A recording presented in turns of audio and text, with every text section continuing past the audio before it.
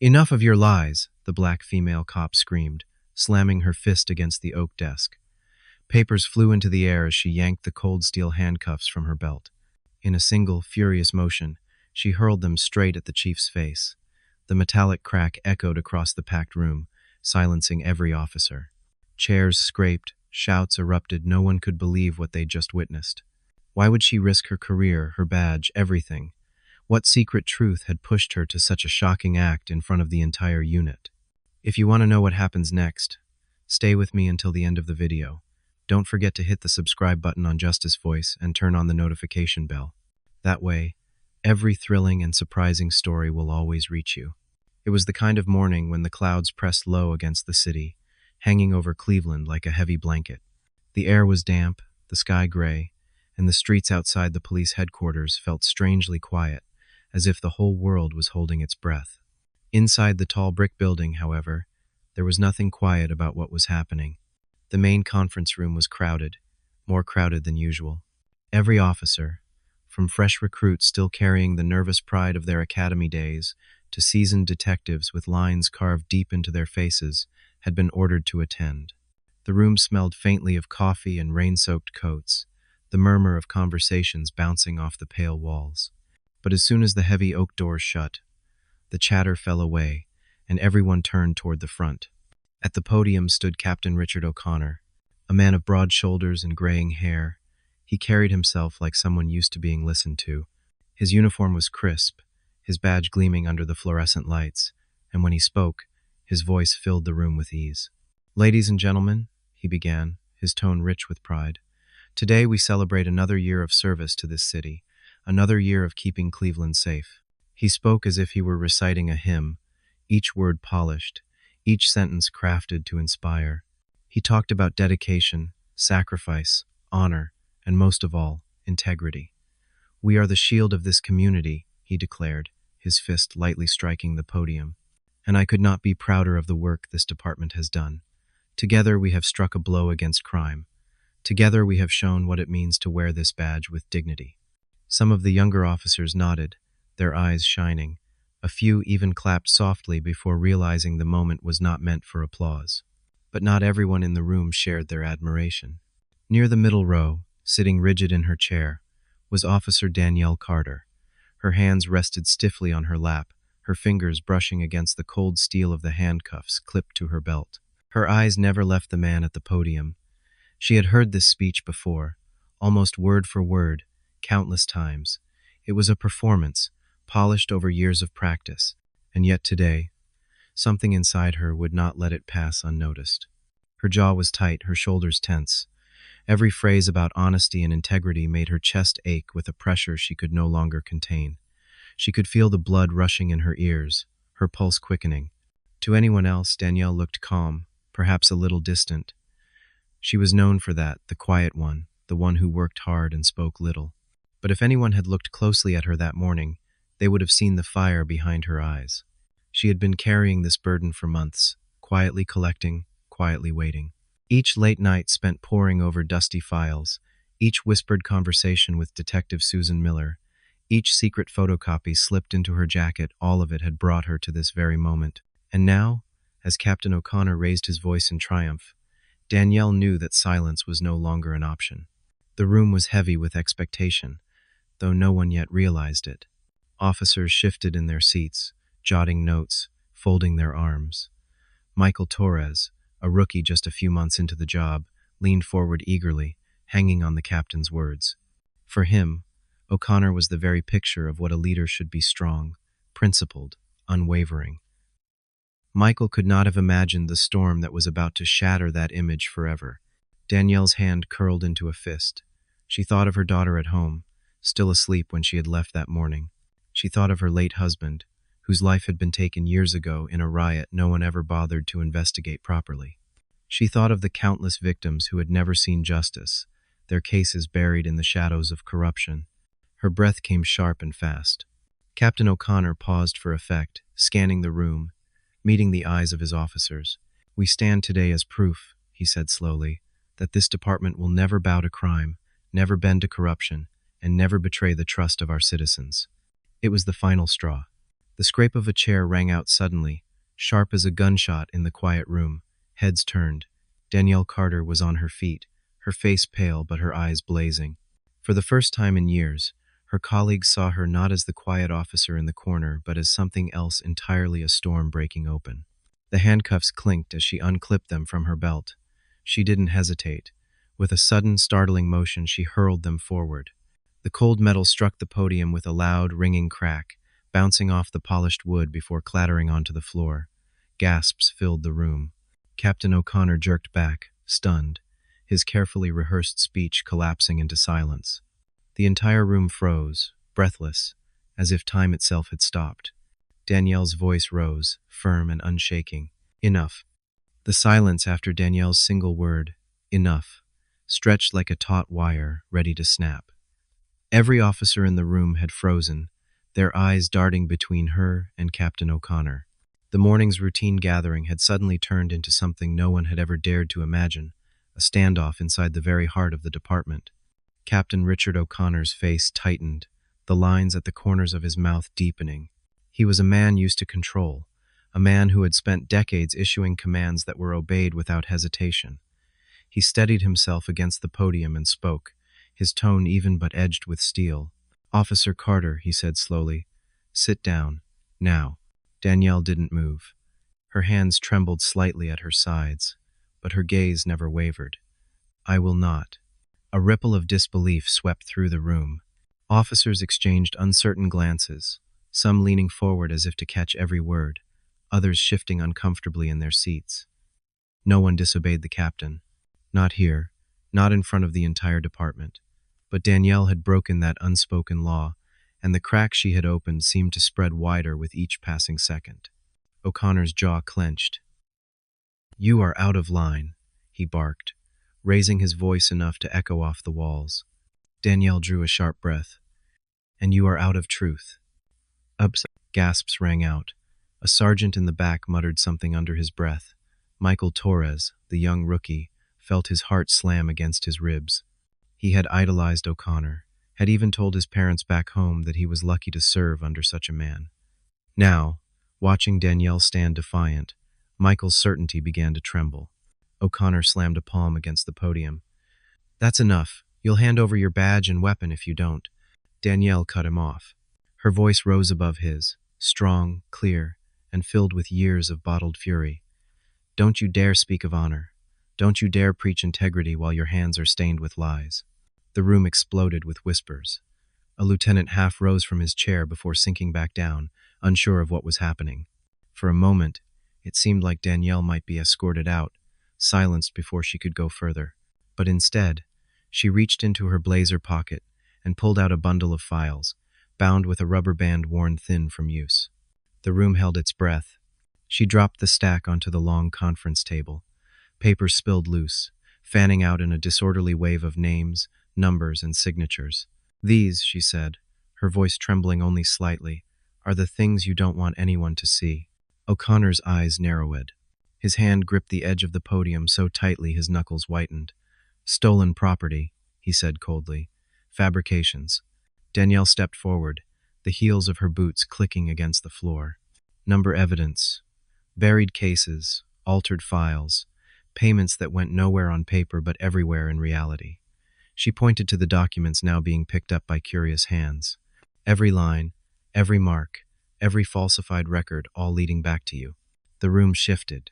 Officers leaned in, eyes scanning the scattered pages. Some frowned, confused. Others stiffened in recognition.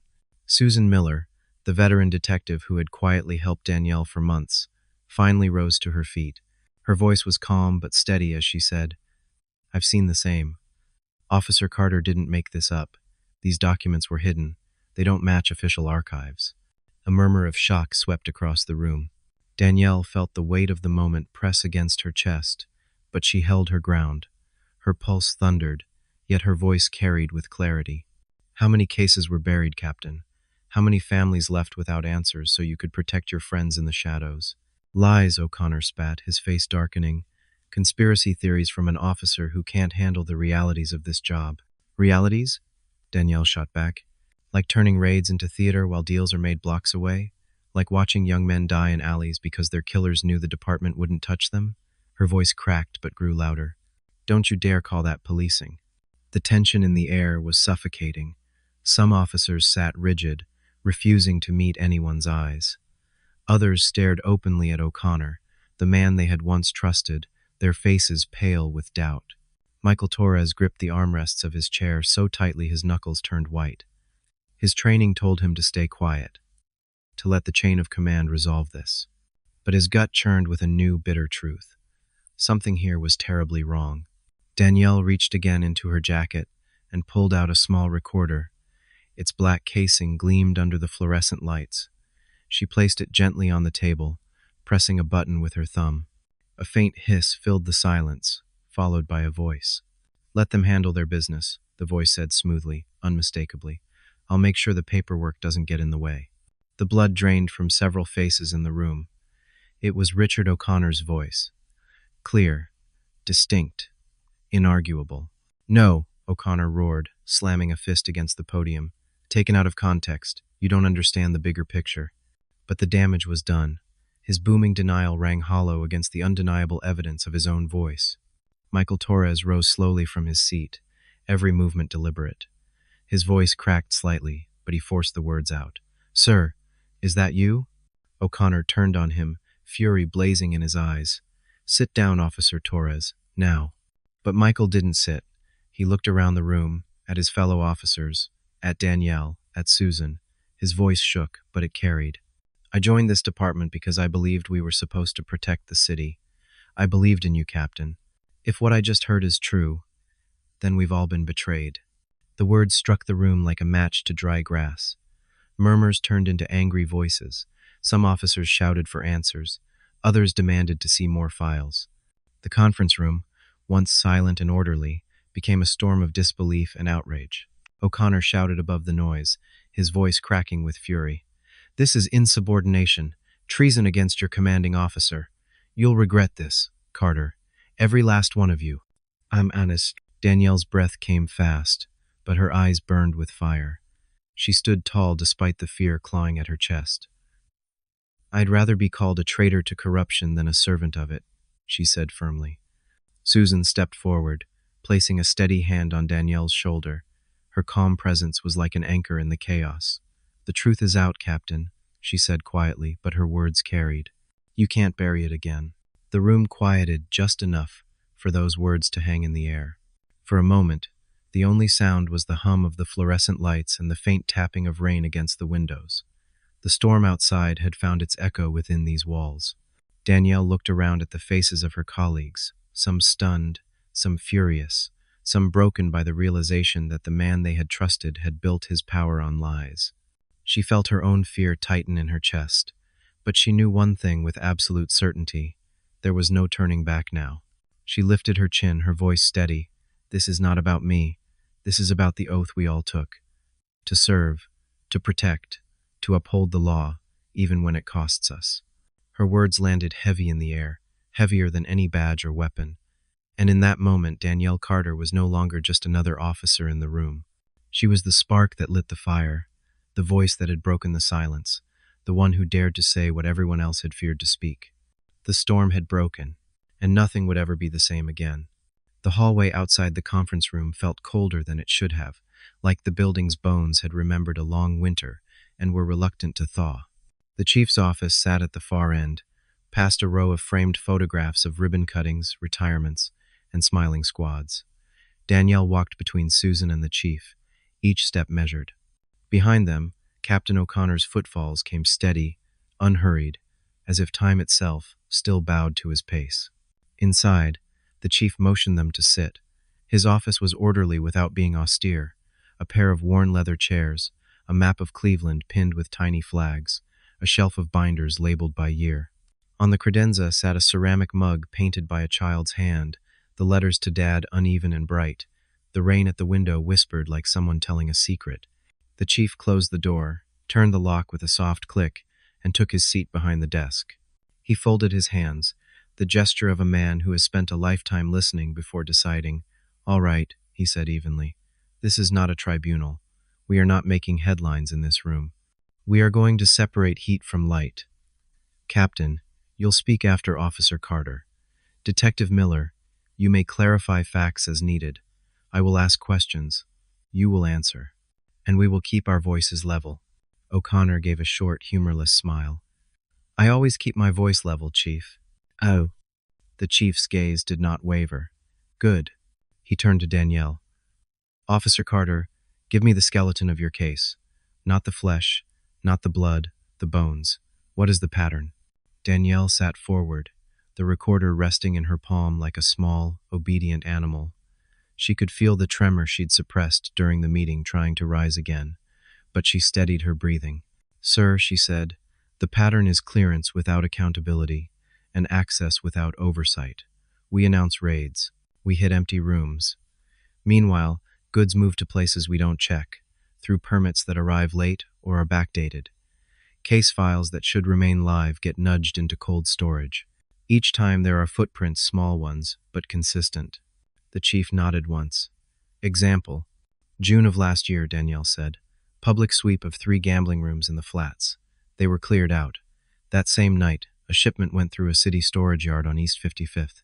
It was not on any official manifest. The lights at the yard were off. The cameras were under maintenance. The paper trail catches up 2 days later when a batch of permits is reissued with adjusted dates, as if the yard had been closed for repairs and reopened. The signatures on the reissue match the captain's initials. The audio I played contains a statement that aligns with the timing. Oh. Susan slid a manila folder onto the desk, with the neat efficiency of someone setting a tray in a sick room. Chief, she said, these are copies. Originals are logged in records. There are memos with timestamps. I checked the chain. The chief opened the folder, eyes moving carefully. He did not read like a man in a hurry. He read like a man who knows that haste and accuracy have never once agreed to share a ride. Captain, he said finally without looking up, your response. O'Connor leaned back, the leather chair creaking softly. The officer has built a collage out of scraps, he said. She sees meaning because she has decided there must be meaning. We all know how this job works. Surveillance is fluid. Operations are fluid. To suggest that a permit adjustment proves corruption is childish. As for the tape, if that is me and I am not conceding that point, it is clearly about prioritizing targets.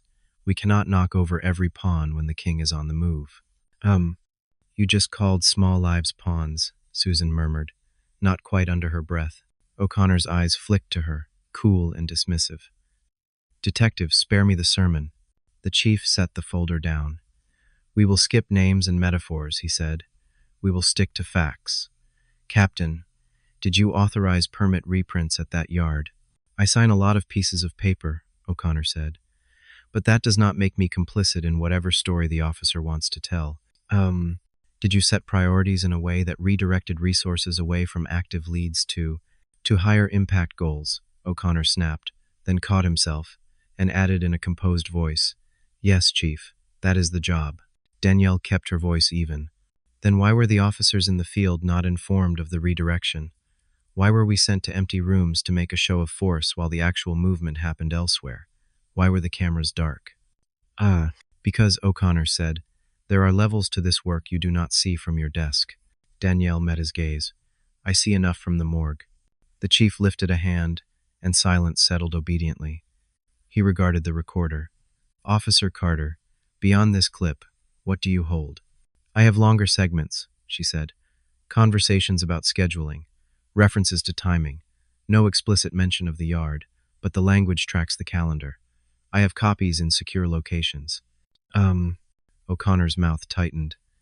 Chain of custody, he said. This is dirty, Chief. If she gathered this outside of protocol, the chief's expression did not change. If she gathered it outside of protocol, we will account for that. If she gathered it because protocol failed her, we will account for that too. The rain thickened, pattering like coins tossed against the glass. Somewhere down the hall, a phone rang and stopped. The world beyond the office continued, indifferent to whether 3 people chose fear or courage in a quiet room. The chief's eyes moved from Danielle to O'Connor and back. Here is what I think I hear, he said. Officer Carter alleges a pattern of tactical theater in public while facilitation happens in shadow. She alleges records were altered, permits reissued, evidence misfiled. She presents one audio clip that supports a posture inconsistent with the department's public stance. Detective Miller supports the existence of irregularities.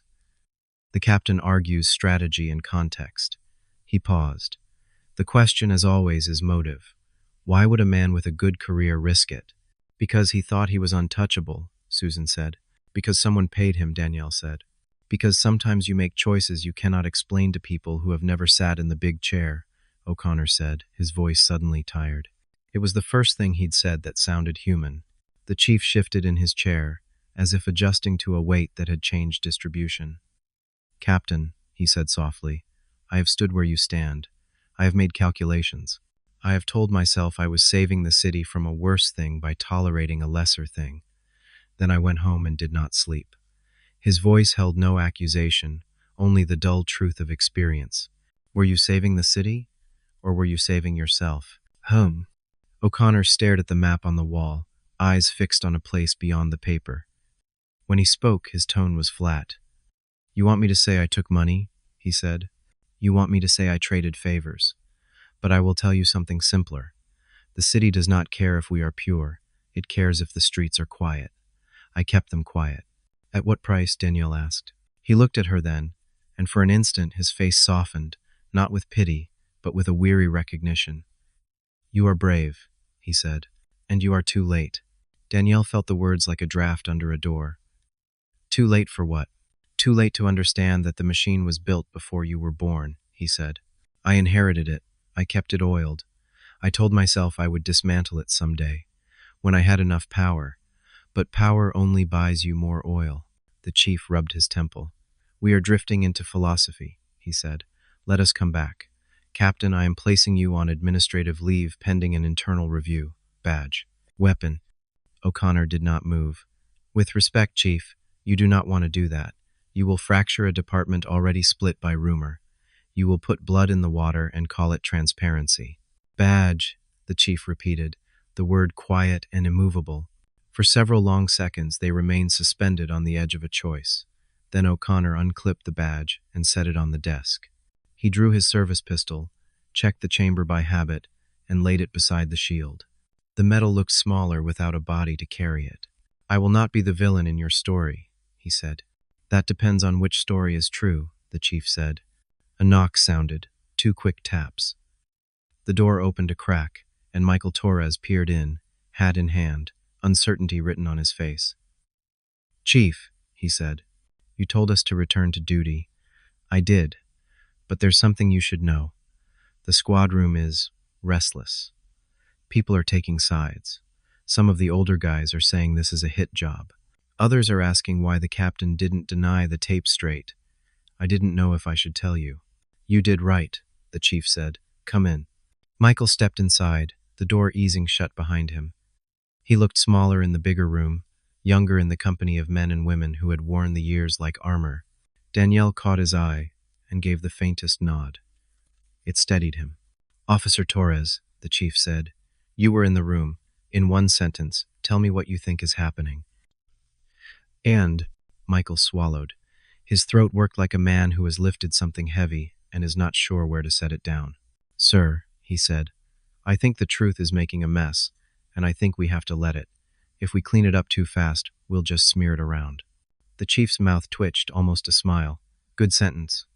He gestured to a chair near the wall. Sit. Listen. O'Connor glanced at the young man with a mixture of disappointment and something like pity. Rookies always think mess is proof of honesty, he muttered.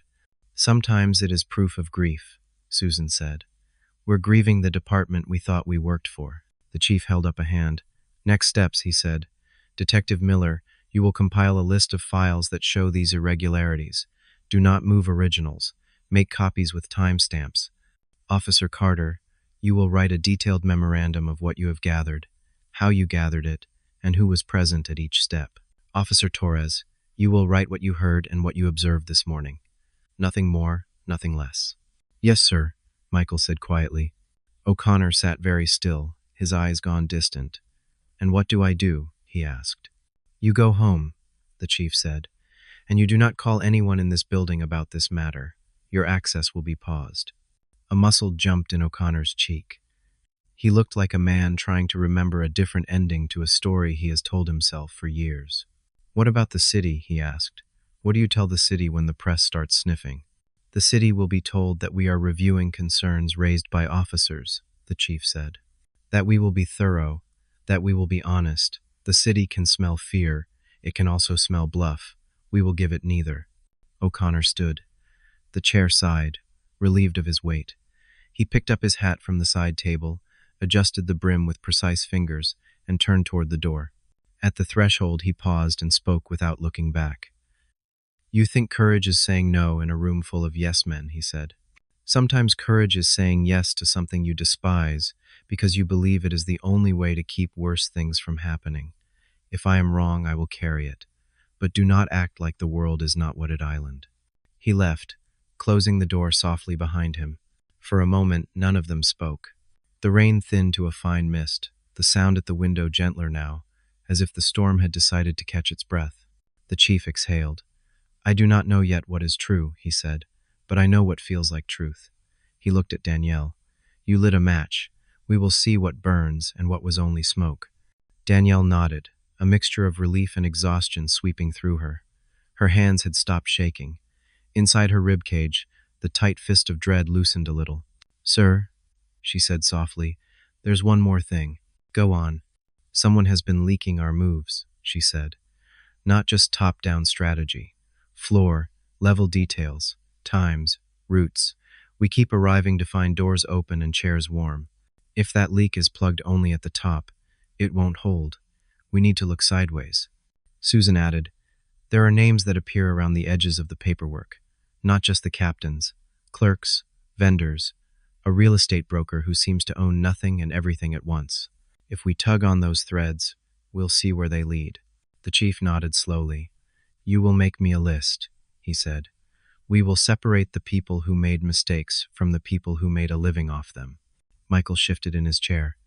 Sir, he said hesitantly, one of the sergeants out there. He told me not to write anything down, said it would only make trouble permanent. He stared at his hands. I'm going to write it down anyway. Good, the chief said simply. When it's permanent, it's real.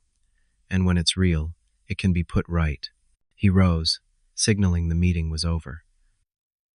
You have 2 hours, he said. Then you will bring me what you have. Do not email it. Do not discuss it in the hall. If someone asks, you are updating patrol schedules. If anyone pressures you, you tell me their name. They stood. Danielle felt the beat of fatigue behind her eyes, the kind that comes after a long night and an early morning, but she also felt a current she had missed for years.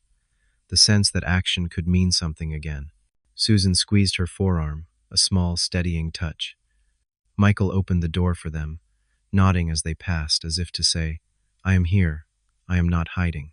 Out in the corridor, the station's ordinary noises resumed their claim, the buzz of a copier, the murmur of voices, the clatter of a cart. But as Danielle and Susan walked toward Records, they could feel it a tilt in the air, a new gravity. People looked up and then looked away, some with relief, some with resentment. A veteran officer stared at Danielle with narrowed eyes, then shook his head as if shaking off a fly.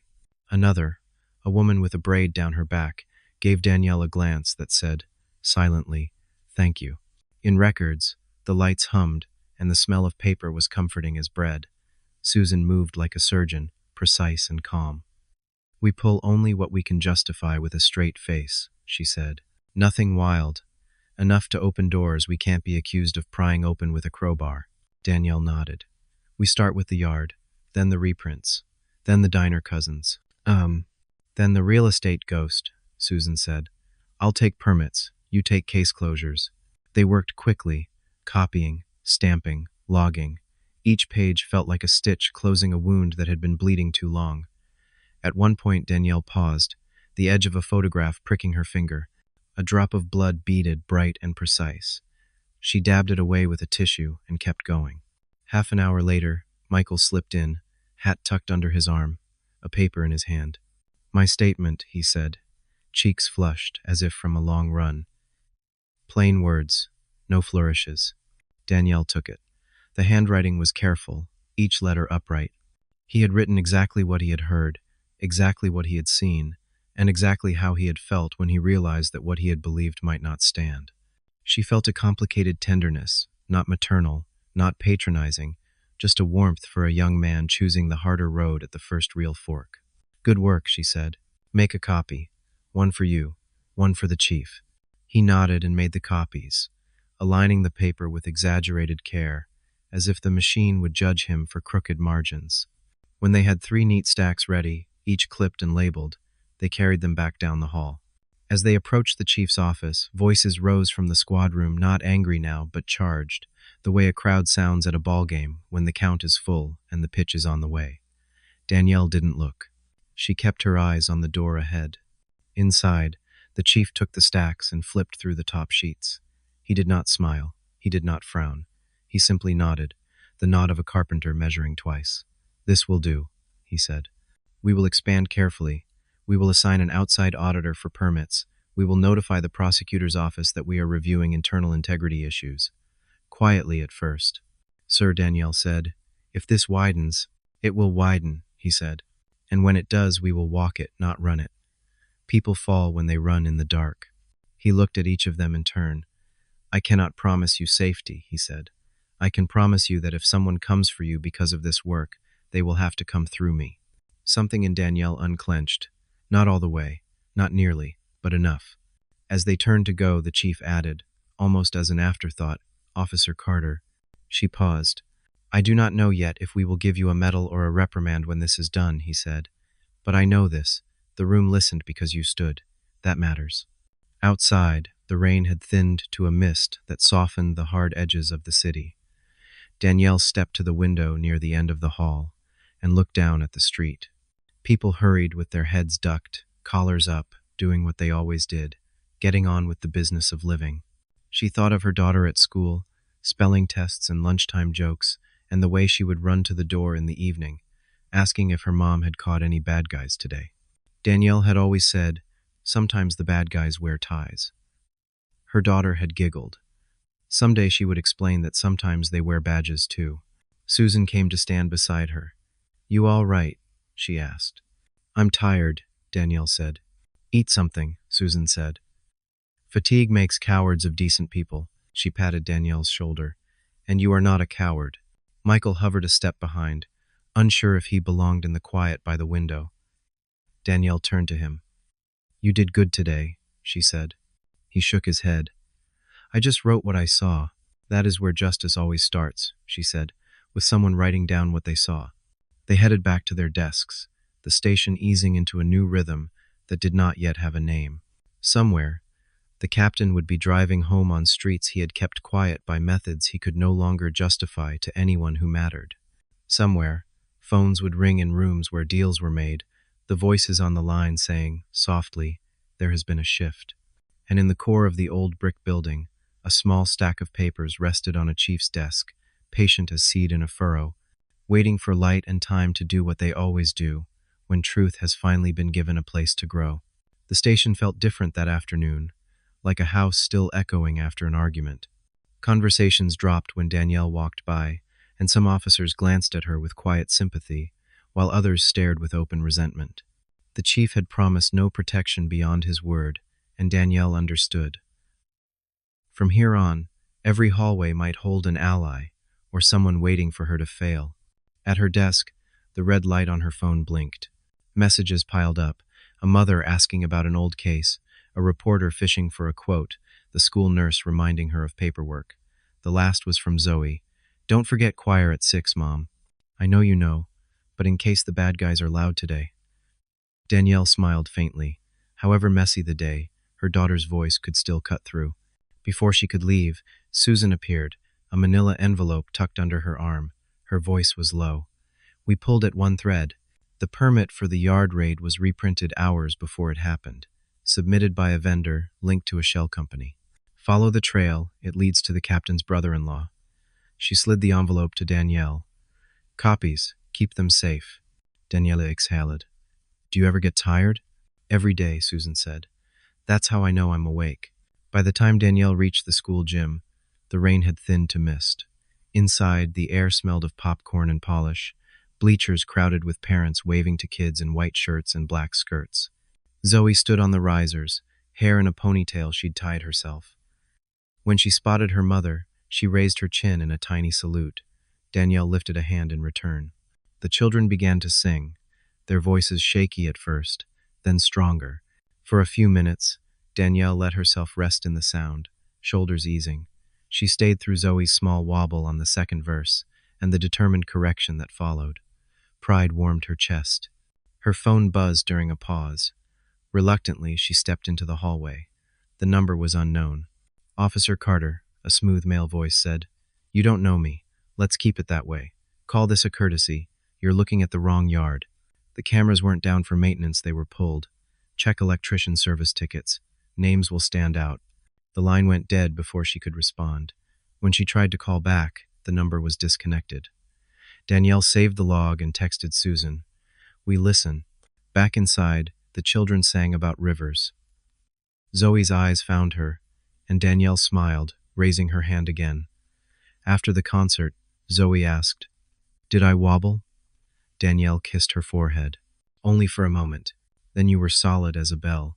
They picked up cheap brownies at the bake sale and went home with pizza. Later, after homework and bedtime, the house settled into night noises. The heater clicking on, the cat prowling. Danielle spread Susan's papers across the kitchen table. Service tickets. Electricians. Names that don't belong. She underlined the words and circled them. A text from Michael arrived. "Is it okay to be scared but do it anyway?" She replied, "That's courage. Meet me at 7 in Records." A minute later, Susan, pulling electrician logs at dawn. "Bring good coffee." Danielle almost smiled. In the middle of chaos, the work went on. Paper, pens, coffee, truth. The doorbell rang. Her heart jumped. Too late for a neighbor, too early for a teenager selling cookies.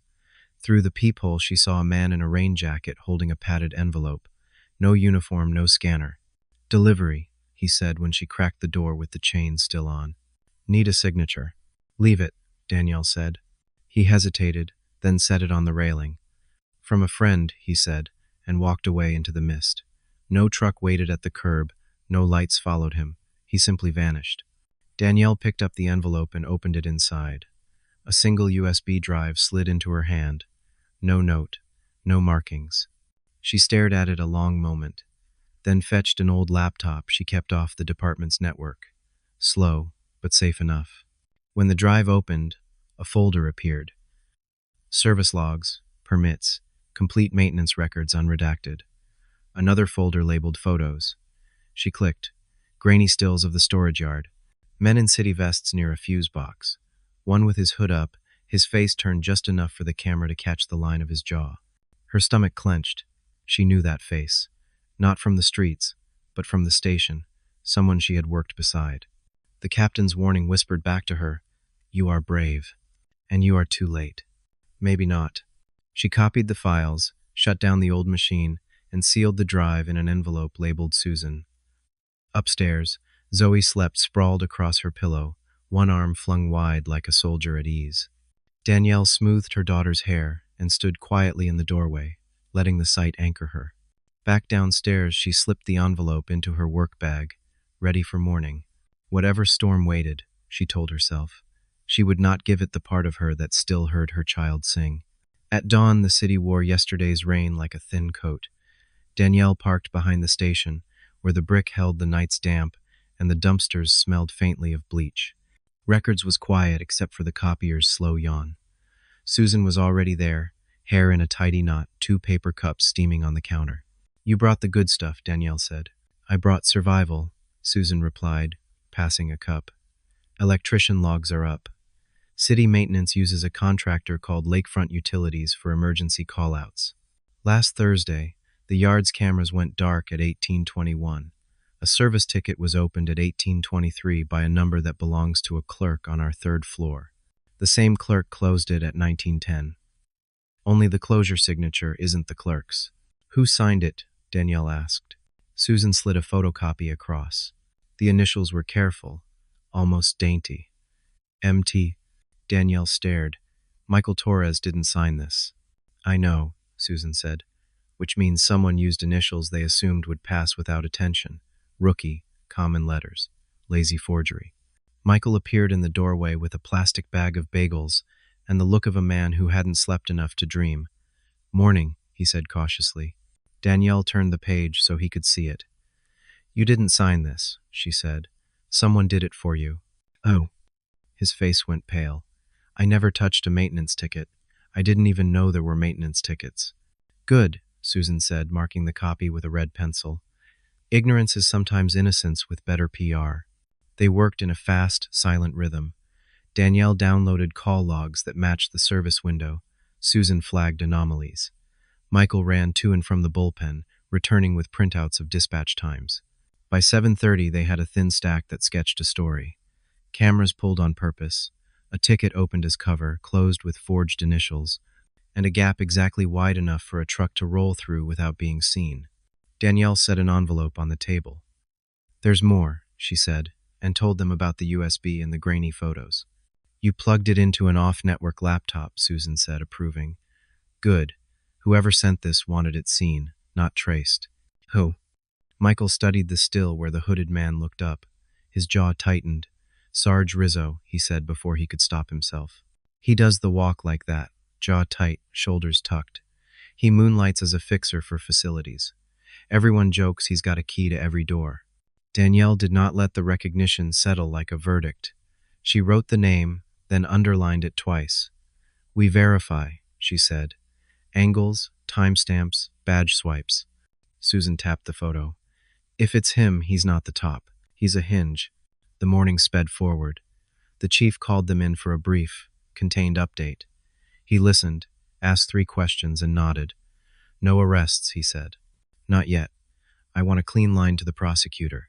Tighten the rope. No frayed ends. On her way back to records, Danielle passed Captain O'Connor's office. Its door closed, nameplate still on the wall like a photograph of a person who had moved out. A small cardboard box sat on the chair just inside. Who packed it, she wondered. Who cried? Who didn't?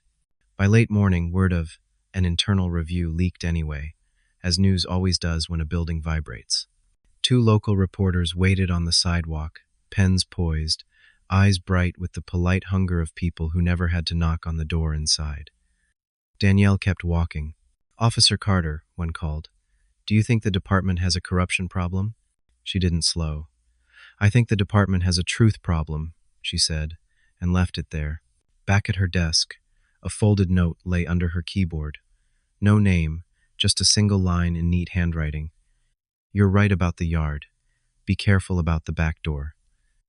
Danielle turned the paper over. Plain. The kind that could have come from any notepad in any office. She slid it into a file and locked the drawer. At noon, Internal Affairs asked for Danielle and Susan for a chat.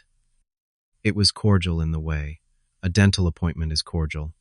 A man with a tired tie walked them through procedure. Did you remove documents? Did you share with anyone outside the chain? Did you record without consent?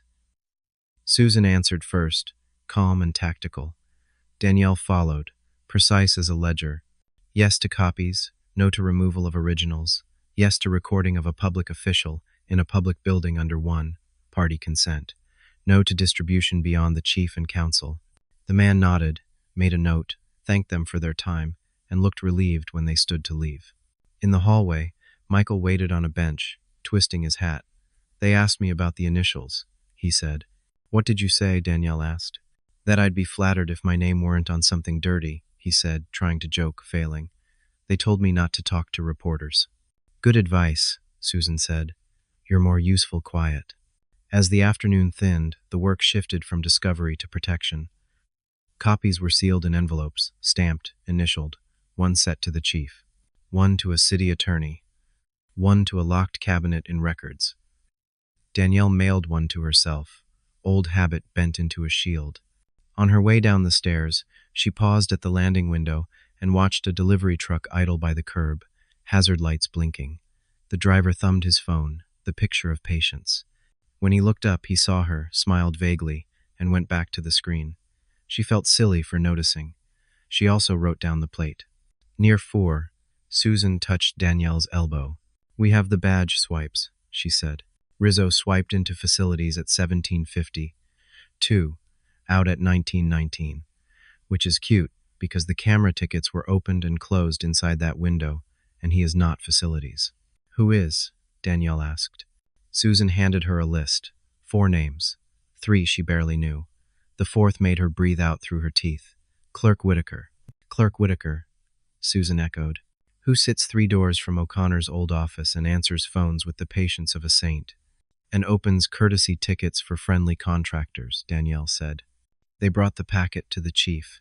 He read with his eyes narrowed, the way a man looks into glare. We will interview Whitaker, he said. Rizzo after. Not in the building. Off-site. No radio chatter. And we will ask for counsel to assign an independent to the permits. And the leak, Danielle said. We have a note. Oh. The chief held out his hand. Danielle passed it over. Back door, he read. Which means what? Lateral, Susan said. Not just top-down. Somebody sideways. The chief nodded. Walk in pairs, he said. No solo errands. I will not write letters to families because we got brave and forgot to be careful. As they left, his phone buzzed, and he answered with the weary gentleness of a man whose life had become one long incoming. Danielle heard him say, Yes, councilwoman, we are handling it, before the door shut behind them. Evening came early, the sky sulking back to gray. Danielle picked up Zoe from a neighbor's and cooked eggs in a pan that had seen better days. They ate at the counter while math homework slouched across the table. The cat announced its feelings about everything. It felt almost normal, which made Danielle ache with a gratitude so sharp she had to bite it back. When the dishes were done, she stood at the sink and watched her reflection blur in the window. A shape moved in the glass, a man walking past her darkened yard. She turned off the light.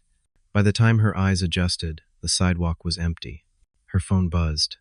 Michael again. Rizzo just left the south lot with a duffel. Plate JHX 512. Do we follow? Danielle thought of the chief's order. Walk in pairs. No solo errands. No tail, she texted. Log it. We do this right. She set the phone down and checked the back door twice. The night pressed close to the glass. Somewhere in the city, a hinge squeaked. Somewhere, a door swung. And in the middle of it, the work went on. Small truths laid end to end, steady as a path you could follow even in the dark. The diner smelled of butter and burnt coffee, a place where cops had met for decades without leaving records. Danielle slid into the booth with Susan. Michael sat opposite, posture stiff.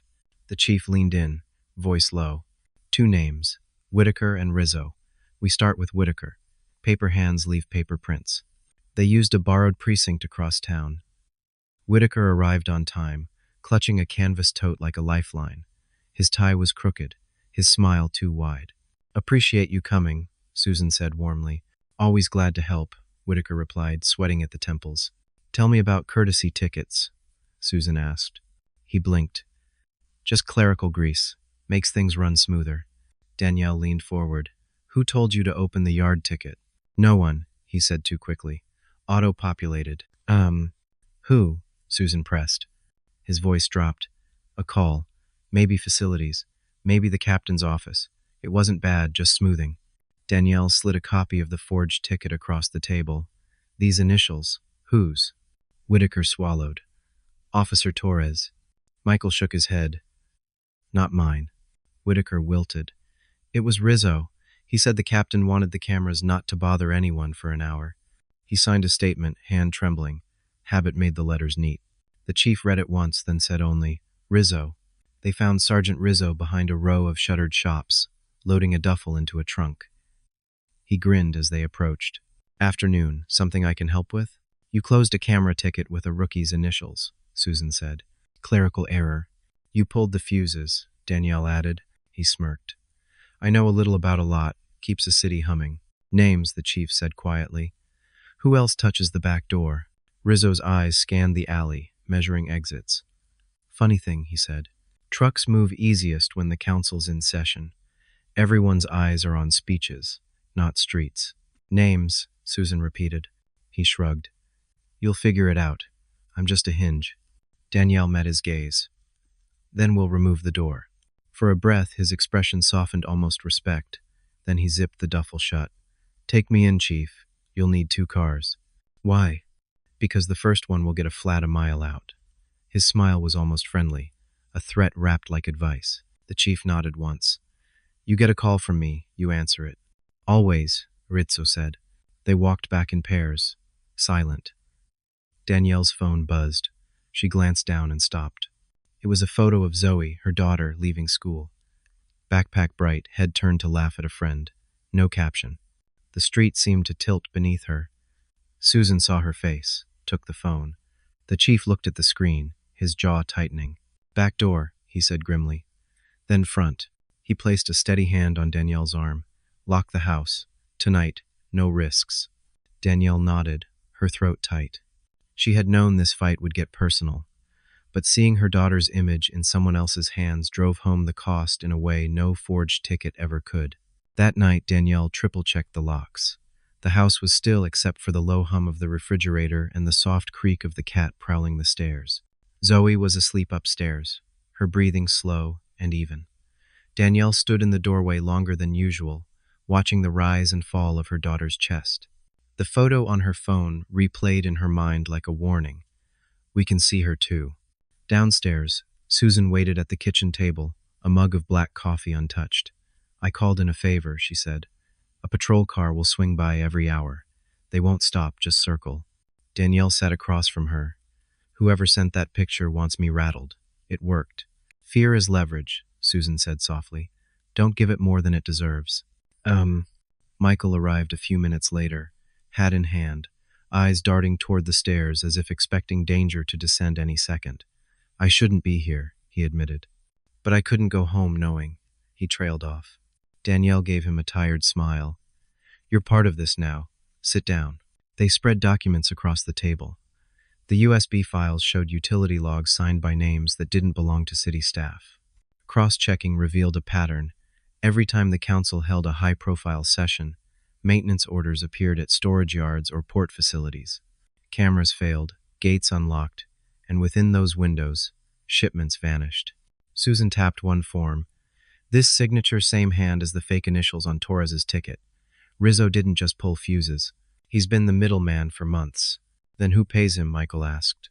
Danielle circled a name at the bottom of a vendor invoice. "North Shore Real Estate." On paper, they own 6 abandoned warehouses. In practice, they move things through them. Money, goods, maybe worse. The chief had warned them, no solo errands. But Danielle knew the circle was tightening, and waiting too long meant more risk, not less. "We need eyes on one of those warehouses," she said. "Not tonight, soon." "Oh." Susan nodded. "But first we make sure Zoe's safe." At dawn, Danielle drove her daughter to school herself. She walked Zoe inside, hand firm on her shoulder, and spoke quietly with the principal about tightened check-in rules. Zoe rolled her eyes in the way only 12-year-olds could. "Mom, nobody's after me. I'm just a kid." Danielle knelt so their eyes met. "Exactly," she said, "and I intend to keep it that way." She hugged her daughter tighter than she meant to, then stepped back and forced herself to leave. Outside, Michael was waiting in his car, pretending to read the paper. He gave her a small nod. Danielle felt a mix of gratitude and gratitude for his loyalty, guilt that a rookie was learning the cost of truth so soon. Back at the station, whispers followed her down the hall. Some eyes carried respect, others quiet blame. A folded slip of paper sat on her desk. 3 words, block letters, "Stop digging now." She slid it into her pocket. Minutes later, the chief called them in. His expression was grave. "The council wants answers," he said. "They're pressing for a statement. I've bought us 48 hours. After that, it goes public." "What about protection for my family?" Danielle asked. "You'll have it," the chief said firmly. "But you know as well as I do if this network is as wide as it looks. Keeping them safe means tearing the whole thing into daylight. Fast." He handed Danielle a new file. Inside were surveillance stills from another storage yard, time-stamped just 2 nights ago. A truck leaving with its plates covered. A man in a hood at the gate, broad shoulders, head down. Susan exhaled. "Rizzo again." The chief's jaw set. "Then he's still working." which means whoever sits above him hasn't missed a beat. Danielle closed the file. Her pulse was steady now, steadier than the night before. Fear hadn't left her, it was simply standing behind resolve.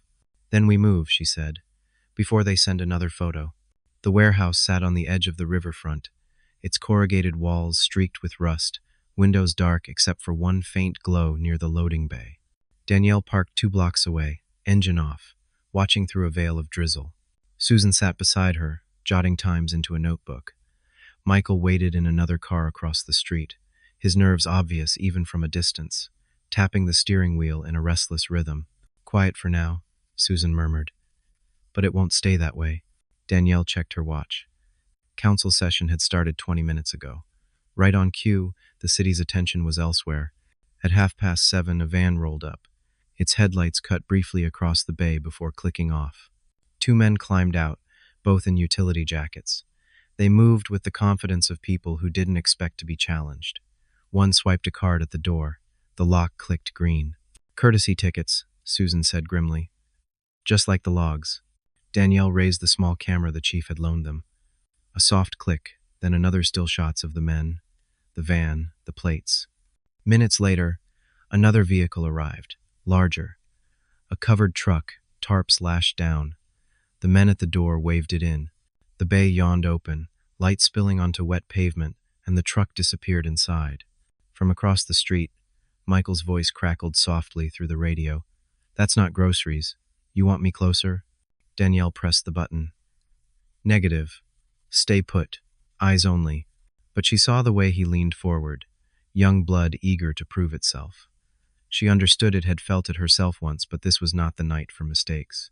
They waited. 15 minutes stretched into 30. The drizzle thickened into rain, streaking the windshield. Then the truck backed out again, lighter now, tarp sagging.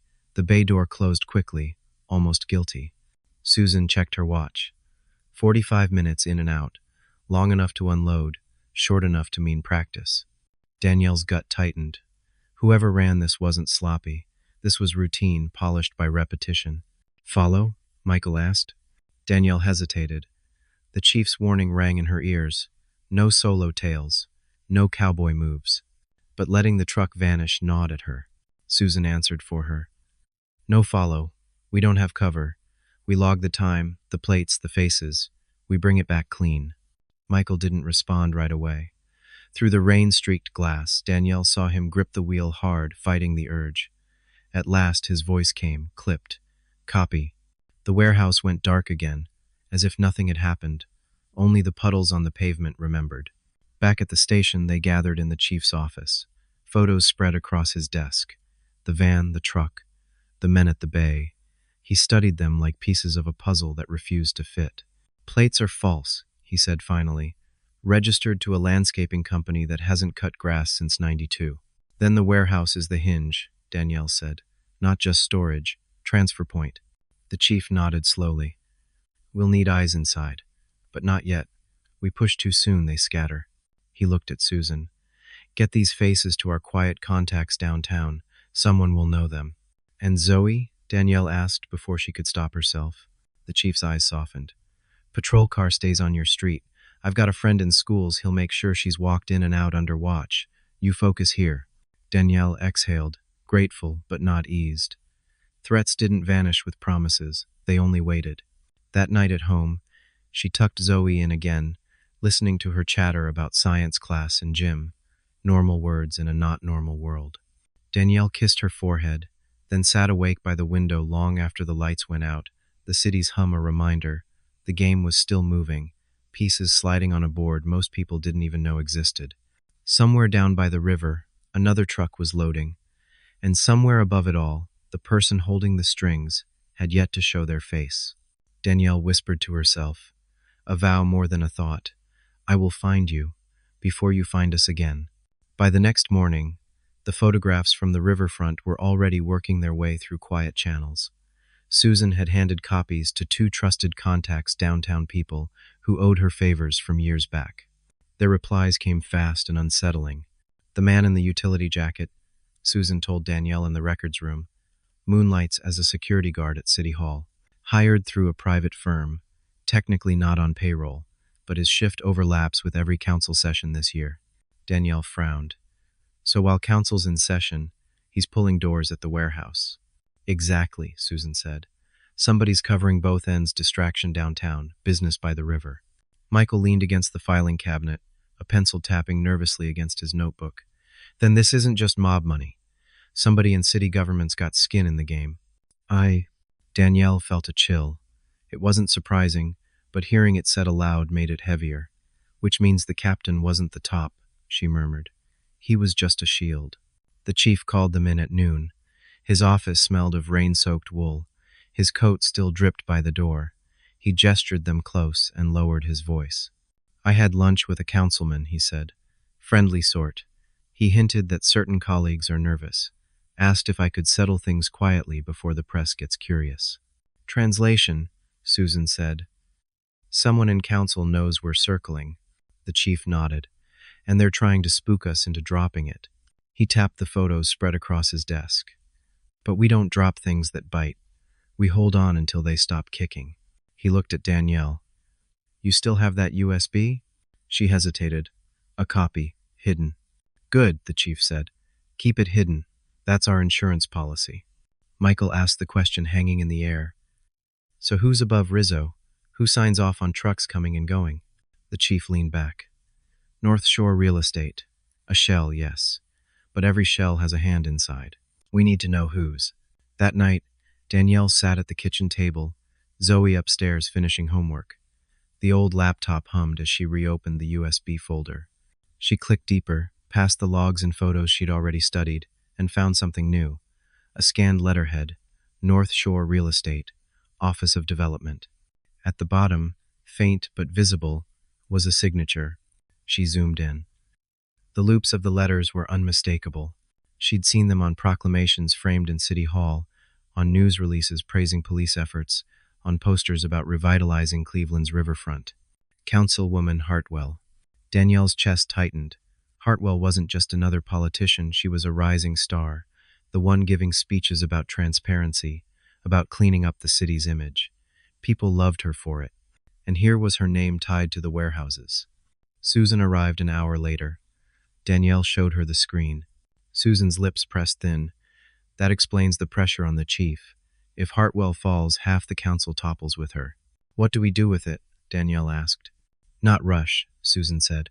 We cross-check first. Could be forgery. Could be planted. If we accuse a councilwoman without proof, we'll be the ones hanging. Michael joined them, pale at the revelation. If Hartwell's involved, that means the captain was protecting her, not himself. Or both, Danielle said. The following morning, Danielle walked Zoe into school again. She lingered a little longer at the gate, scanning the street. A patrol car idled nearby, per the chief's orders, but she couldn't shake the feeling of eyes on her. Zoe squeezed her hand. Mom, I'm fine. Go catch your bad guys. Danielle forced a smile. That's the plan. Back at the station, the chief met them in the hall. He didn't bother with small talk. We've got a name, he said quietly. Councilwoman Hartwell. We don't say it outside this circle. Not yet. Danielle nodded grimly. The game board was shifting. The enemy wasn't just inside the department anymore, it was sitting on the council dais, smiling for cameras, applauded as a reformer. And now, Danielle thought, that smile had become the sharpest mask of all. Councilwoman Evelyn Hartwell stood in front of the cameras that afternoon, framed by the marble steps of City Hall. She wore her trademark navy suit and pearl necklace, the image of calm authority. Her voice carried across the microphones, steady and warm. I want to assure the people of Cleveland, she said, that our city's leadership remains committed to integrity. Recent rumors about misconduct are nothing more than distractions. We are stronger than lies, and we will move forward together.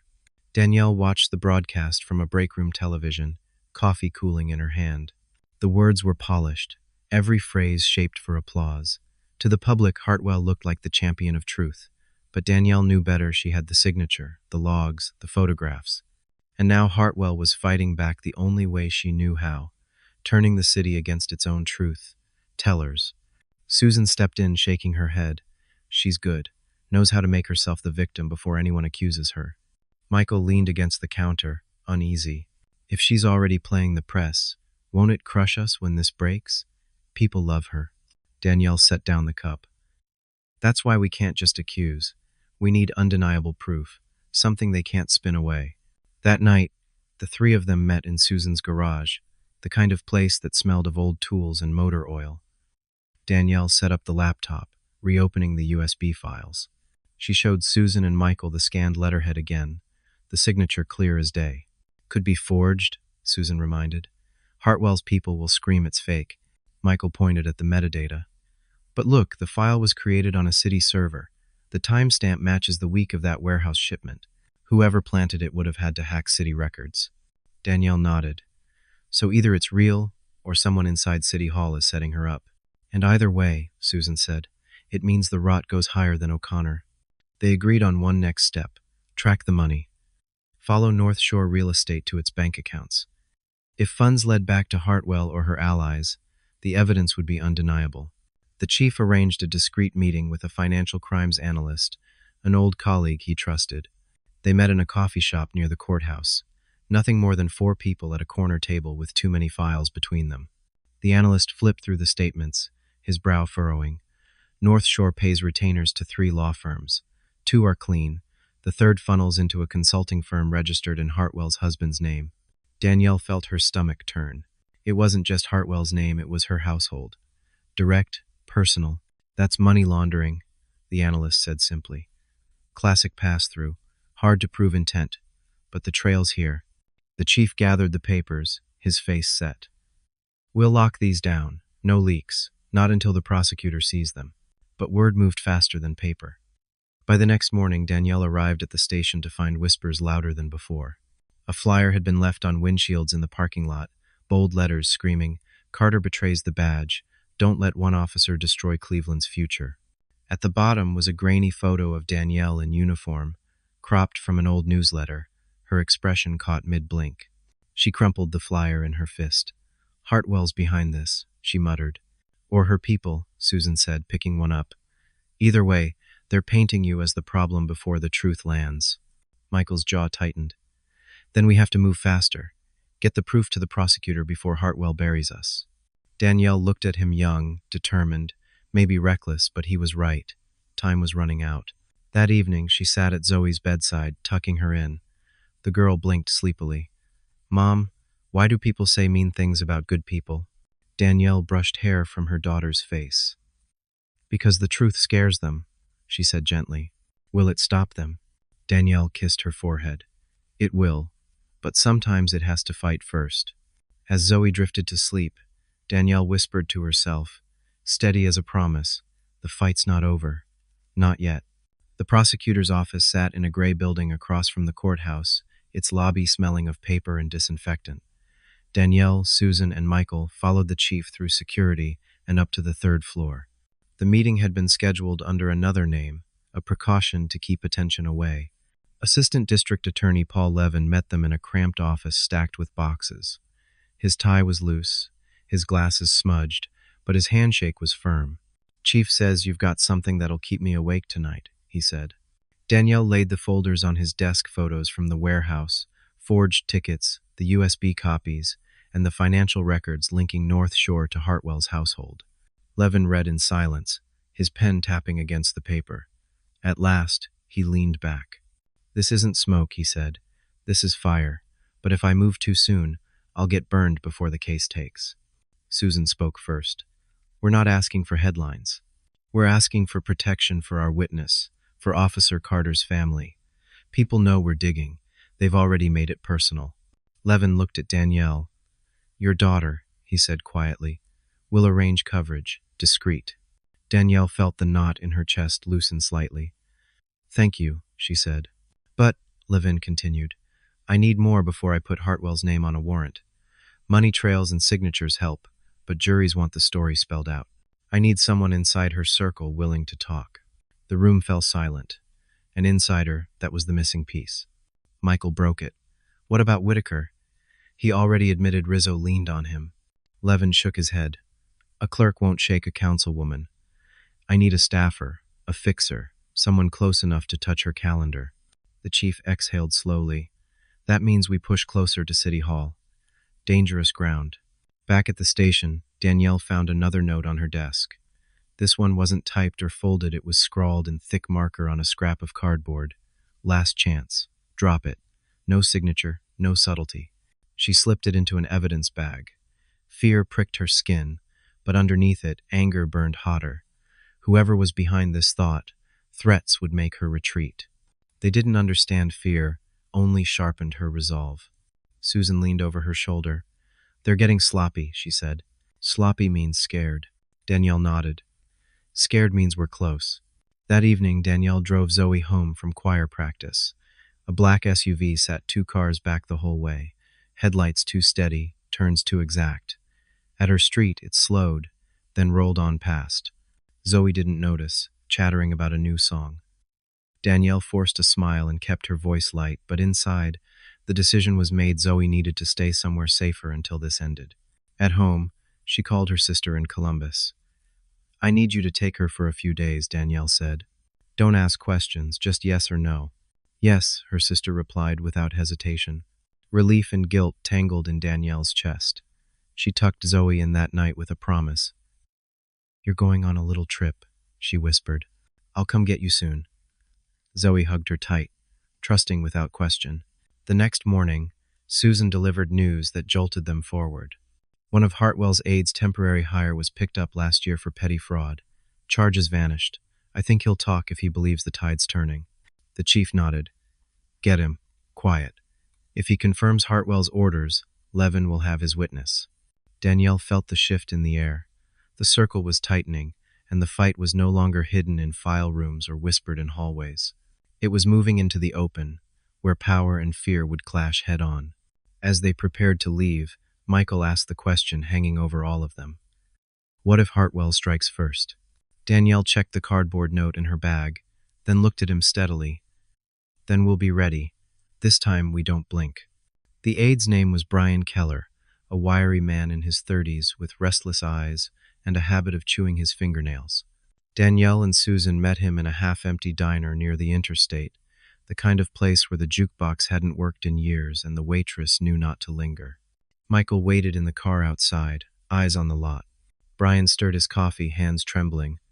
"I shouldn't even be here," he muttered. "Hartwell's people, if they find out—" "They won't," Susan said firmly. "You're off her radar, and this is your chance to clear your name." Danielle leaned in. "We don't want dirt, we want truth." "Did Hartwell know about North Shore real estate?" Brian's laugh was short, bitter. "No, she built it. North Shore was her idea after the captain told her raids were too sloppy. She said if the city wanted order, she'd give them order her kind." Danielle's pulse quickened. "And the warehouses?" "She called them transfer points," Brian said.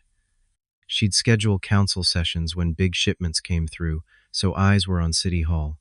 She even bragged once that the police would be clapping while the trucks rolled out." Susan's pen scratched furiously.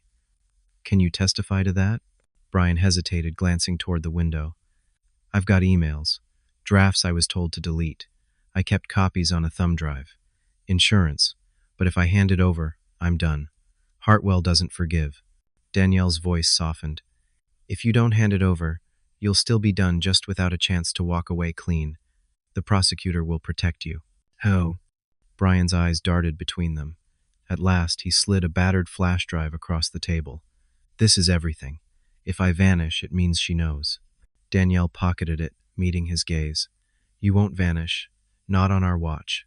They left the diner with the drive in hand, relief mixing with dread. Michael fell in step beside Danielle as they crossed to the car. "If what he says is true, this blows the whole thing open." "It also paints a target on his back," Danielle said. "And ours." Her phone buzzed before she could start the engine. A news alert lit the screen. "Councilwoman Hartwell demands investigation into police corruption. Claims rogue officers undermining public trust." Danielle's stomach sank. Hartwell was moving fast, flipping the narrative before the truth reached daylight. Susan read over her shoulder and muttered, "She's naming you without naming you." Michael cursed under his breath. "If the public thinks you're dirty, the case dies before it starts." Danielle tightened her grip on the wheel. "Then we don't let her own the story. We put the truth in the prosecutor's hands tonight." Back at the station, The chief cleared his office and locked the door. Danielle handed him Brian's flash drive. He plugged it into an isolated laptop, eyes scanning email after email, subject lines marked transfer schedule and operational window. His face hardened. This isn't smoke anymore. This is a map. Susan folded her arms. Hartwell's already painting us as corrupt. If this leaks the wrong way, they'll say we faked it. Then we keep it sealed, the chief said. Straight to Levin, chain of custody airtight. Danielle looked out the window toward the city skyline. Hartwell's face was probably smiling on a dozen news stations at that very moment, righteous and indignant. But now they had her words, her schedule, her plan. Michael broke the silence. So what happens when she realizes Keller gave us the drive? Danielle turned from the window, her voice steady. She'll come for him, maybe for us too. The chief shut the laptop, his expression grim. Then we move faster. Tomorrow morning, Keller goes into protective custody. By the end of the week, Hartwell will be facing questions she can't answer with a smile. Danielle nodded, but inside she knew the week ahead wouldn't just test Hartwell. It would test every line of loyalty inside the department, the council, and even the city itself. The storm had finally broken into the open. The city awoke to headlines louder than the morning traffic. Prosecutor receives explosive evidence tied to Councilwoman Hartwell. The news spread across every channel, each anchor's voice heavy with disbelief. For the first time, Hartwell's smile had cracks. Danielle sat in the chief's office with Susan and Michael as Levin laid out the plan. Keller's testimony, the emails, the bank trail, they're enough to open a grand jury. Hartwell will be subpoenaed. She won't control the stage this time. The chief nodded, though his jaw was tight. She'll fight dirty. Expect diversions. That afternoon, Hartwell held another press conference. This time the mask slipped. Her voice carried anger, not calm. These so-called officers are liars. They fabricate documents. They endanger this city, and I will see them held accountable. Danielle watched from the squad room. Around her, officers shifted uneasily. Some still believed Hartwell's image. Others glanced at Danielle with newfound respect. The divide was sharp, but something had changed. The certainty in Hartwell's voice no longer sounded like truth. Susan leaned close. She's bleeding. She knows it. 2 nights later, the grand jury convened. Danielle wasn't inside, but she waited in the courthouse hallway with Susan, Michael, and Keller, now under guard. The air buzzed with tension, reporters circling like vultures just beyond the barricades. Keller sat pale, wringing his hands. She'll know it was me, he whispered. Danielle put a steady hand on his shoulder. She already suspects. But tonight, the city hears your truth, not hers. Oars dragged. At last, Levin emerged, his expression weary but triumphant. Indictment granted. Hartwell will be arrested tomorrow morning. Relief swept through the group, but it was laced with caution. Tomorrow meant hours for Hartwell's allies to make one last move. Danielle drove home that night through quiet streets, every shadow longer than it should have been. Zoe was safe with her sister, but the house still felt fragile, as if walls could remember threats. Danielle sat at the kitchen table, hands wrapped around a cooling cup of tea, and thought of every step that had led here, of O'Connor's denial, Rizzo's smirk, Whitaker's fear, Keller's trembling hand pushing a drive across a diner table. Justice was close, but close was never certain. Morning came with sirens, not outside Hartwell's home, but outside the station. A small crowd had gathered, shouting slogans from hastily printed signs. Protect Hartwell, stop rogue cops. News vans lined the curb. Hartwell's machine had staged one last defense anger in the streets. Inside, the chief gave his orders quietly. U.S. Marshals will handle the arrest. We keep our distance. No heroics. He looked at Danielle. Your part is done. You lit the match. Now let the fire burn. Danielle nodded, though her hands ached with tension. She wanted to see Hartwell face justice with her own eyes, but she knew this wasn't about her pride. It was about the city. By noon, the news broke. Hartwell taken into custody, her pearl necklace visible even in the mugshot. The image played on repeat across every channel. The city buzzed with shock, anger, and a quiet current of relief. Danielle stood outside the courthouse, Susan and Michael at her side. Reporters rushed forward, microphones thrust out. One shouted, Officer Carter, do you have anything to say to the people of Cleveland? Danielle took a breath, steady and clear. This was never about politics. It was about truth. The badge we wear means nothing if we don't honor it. We serve the people, not ourselves. Today isn't the end. It's the beginning of rebuilding trust. The words spread fast, clipped and replayed, echoing across radios and living rooms. That evening, Danielle drove to Columbus to bring Zoe home. Her daughter ran into her arms, small and fierce. "Did you catch the bad guys?" Zoe asked breathlessly. Danielle held her close, tears pressing behind her eyes. "Yes," she whispered, "but more than that, we stopped them from hurting anyone else." On the drive back, Zoe fell asleep in the passenger seat, her head tilted against the window. The city lights appeared on the horizon, a mix of shadows and sparks. Danielle felt the weight of the past weeks settle, not gone but transformed. The fight had cost her peace, sleep, and safety. But it had given her something stronger than knowledge, that even in the darkest rooms, one person's voice could ignite others. She glanced at her daughter, then at the road ahead. Tomorrow would bring new battles, new storms. But tonight, the city was quieter, freer, and that was enough. My dear friends, if you've stayed with me until the very last moments, surely your heart has gone through a whirlwind of emotions, surprise, anger, compassion, even a lump in your throat at the choice made by the black female police officer. What do you think about her action? Was it admirable courage or a risky recklessness? If you were in her place, what would you do? Leave your comment below. If you believe that justice must be protected by the truth, press 1. If you feel there are still mysteries left unsolved, press 0. Thank you for listening, and I hope that you too will always stand on the side of justice, even though the path to the truth is never easy.